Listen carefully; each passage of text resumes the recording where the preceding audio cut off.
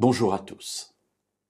Il est des moments dans la vie où l'on a besoin de se sentir appuyé, soutenu, par quelqu'un évidemment de plus fort que nous, de plus solide.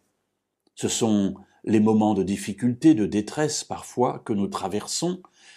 Et dans la Bible, les auteurs ont connu aussi ces situations où ils sont allés à la recherche de quelqu'un qui puisse les soutenir, les encourager, les accompagner.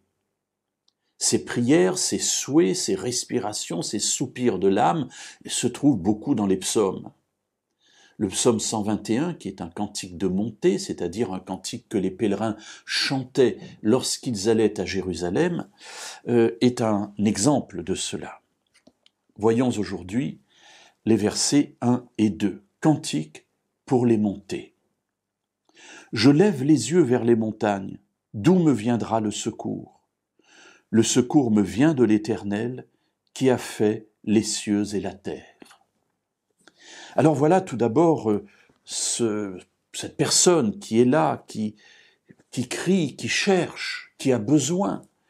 Et puis elle lève les yeux vers les montagnes. Alors quand on lève les yeux vers les montagnes et qu'on monte à Jérusalem, parce que Jérusalem est en hauteur, eh bien on a sur le mont Sion, sur ce mont sur lequel se trouvait le temple, eh bien on a la présence de Dieu symbolisée justement par ce bâtiment et par les rites qui s'est déroulé. Ainsi, je lève les yeux vers les montagnes, c'est je lève les yeux vers le temple, je lève les yeux vers le lieu où Dieu se trouve. D'où me viendra le secours ? Cela peut être pris comme une question, cela peut être pris aussi comme une affirmation. Je sais que le secours se trouvera là. Et puis finalement, la réponse est donnée, le secours me vient de l'Éternel, qui a fait le ciel et la terre. Alors certains, d'autres passages diront, certains se tournent vers leurs chars, certains se tournent vers leurs épées, vers leur puissance, vers leur richesse, vers leurs appuis terrestres. Nous nous tournons vers l'Éternel parce que nous savons tout d'abord que c'est lui qui est le créateur de tout ce qui se voit, notre créateur et le créateur de notre monde. Il sait donc parfaitement comment il fonctionne et ce dont il a besoin pour subsister.